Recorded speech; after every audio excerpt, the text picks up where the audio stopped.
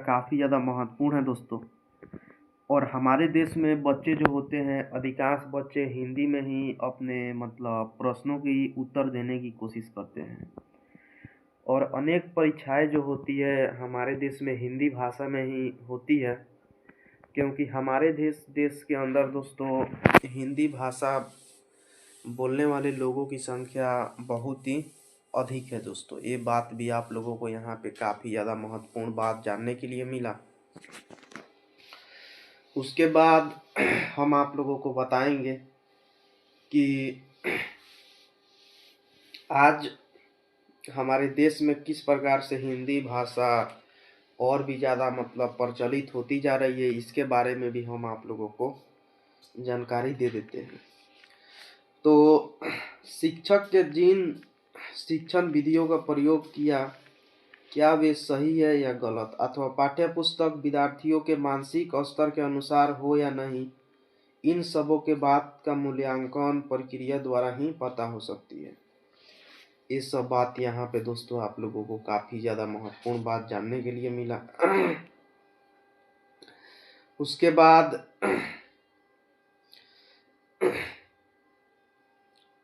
हम आप लोगों को चलिए और सारी बातों को बताते हैं। तो इसके अलावा दोस्तों जो हिंदी भाषा होता है, हिंदी भाषा के अंतर्गत दोस्तों अधिकांशतः हमारे देश के लोग जो होते हैं वे लोग अलग अलग हिस्सों में जाकर हिंदी भाषा का प्रचार प्रसार करने की कोशिश करते हैं दोस्तों। ये भी बात यहाँ पे काफ़ी ज़्यादा महत्वपूर्ण बात जानने के लिए मिला। उसके बाद हम आप लोगों को बताएंगे कि प्रश्न पत्र बनाते समय शिक्षक को किन किन सिद्धांतों पर ध्यान रखना चाहिए। जो प्रश्न पत्र शिक्षक बनाते हैं, उस प्रश्न पत्रों को बनाते समय शिक्षक को किन किन बातों और सिद्धांतों पर ध्यान देना चाहिए, हम इसके बारे में अब आप लोगों को बताएंगे दोस्तों। तो पहली बात तो यह है कि प्रश्न पत्र बनाने वाला शिक्षक अनुभवी और अपने विषय में समुचित ज्ञाता हो। यहाँ पे दोस्तों सबसे महत्वपूर्ण बात हम लोगों को जानने के लिए मिला कि किसी भी विषय का प्रश्न पत्र कोई भी शिक्षक नहीं बना सकता है दोस्तों।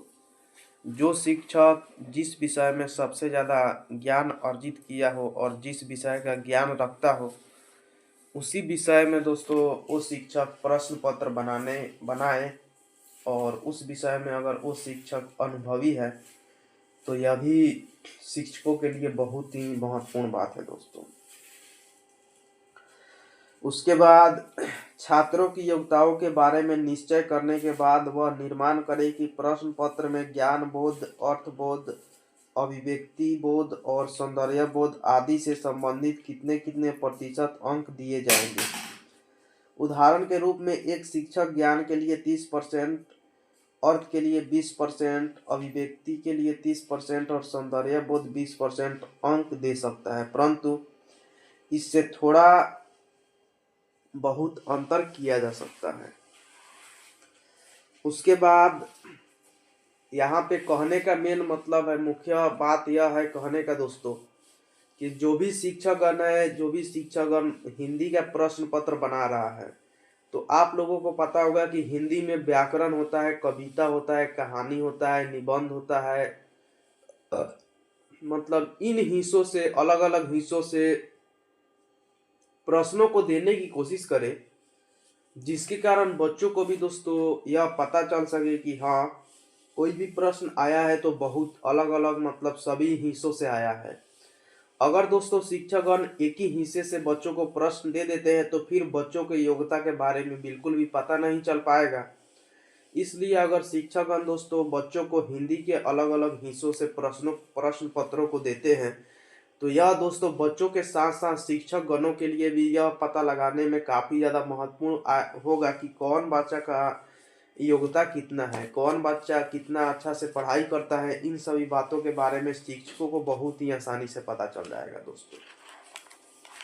उसके बाद पाठ्य पुस्तक में पद गद व्याकरण आदि अनेक विद्याएं संकलित की जाती है, अतः प्रश्न पत्र बनाने वाला शिक्षक को यह निर्णय होगा कि वह गद के लिए कितने अंक निर्धारित करेगा, पद के लिए कितना अंक, कविता के लिए कितना अंक, व्याकरण के लिए कितना अंक। यहाँ पे दोस्तों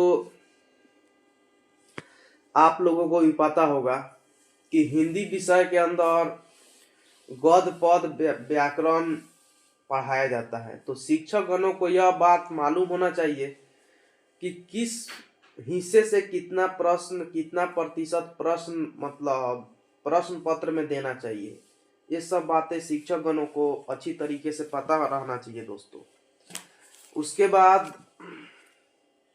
हम आप लोगों को बता दें कि अध्यापक को यथासंभव पाठ्यक्रम को आधार बनाकर ही प्रश्न पत्र बनाना चाहिए और साथ ही परीक्षा की समय अवधि जो होती है उसको निश्चित कर लेना चाहिए।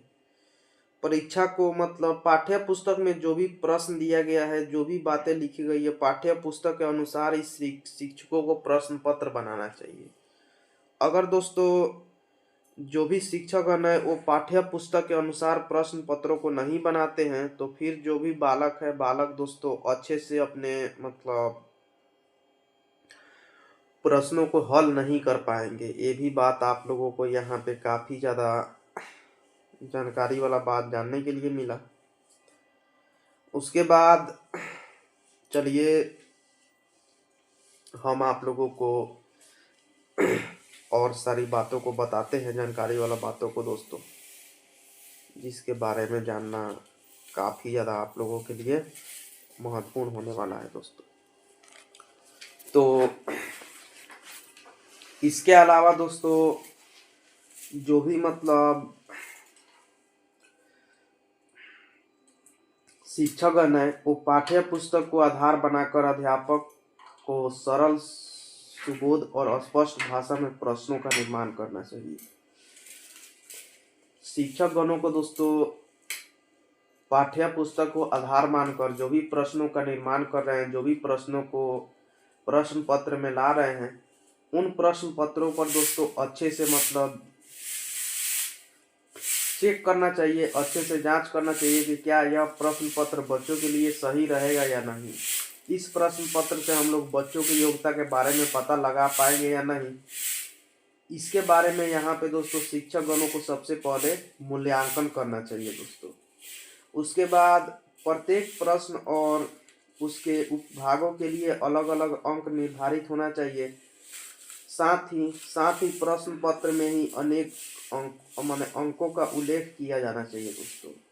प्रश्न पत्र में आवश्यक निर्देश भी दिए जाने चाहिए। प्रश्न पत्र जो होता है दोस्तों, प्रश्न पत्रों को बनाने के पश्चात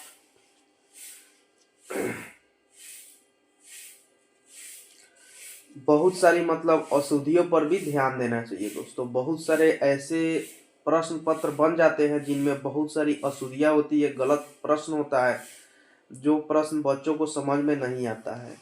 तो शिक्षकगणों को दोस्तों इन सभी बातों पर भी काफी अच्छे से ध्यान देने की कोशिश करना चाहिए। अगर शिक्षकगण दोस्तों इन सभी बातों पर अच्छे से ध्यान देते हैं और प्रश्न पत्रों को दोस्तों प्रश्न पत्र में कोई भी त्रुटियां नहीं करते हैं तो यहाँ पे इस माध्यम से भी बहुत ही आसानी से प्रश्न पत्रों को हम लोग हल कर सकते हैं दोस्तों, और प्रश्न पत्रों को अच्छा से अच्छा कर सकते हैं। ये सब बात भी यहाँ पे आप लोगों को दोस्तों काफी ज़्यादा महत्वपूर्ण बात जानने के लिए मिला। उसके बाद चलिए इसके अलावा हम आप लोगों को और सारी महत्वपूर्ण बातों को बताएंगे। तो चलिए हम इसके अलावा दोस्तों आप लोगों को और सारी महत्वपूर्ण और जानकारी वाले बातों को बताते हैं। तो इसके अलावा हम आप लोगों को दोस्तों बता दें कि जो भी शिक्षकगण आप लोगों को मिलते हैं, आप लोग दोस्तों शिक्षकों गणों से हमेशा ये बात समझाना चाहिए कि प्रश्न बच्चों के मतलब बच्चे जिस प्रश्न को हल कर सके, बच्चों के लिए आसान हो, वैसा ही प्रश्न हमें देना चाहिए दोस्तों। प्रत्येक प्रत्येक प्रश्न और उसके भागों के लिए अलग अलग अंक निर्धारित भी होना चाहिए। साथ ही प्रश्न पत्र में ही अंकों का उल्लेख किया जाना चाहिए दोस्तों। यहाँ पे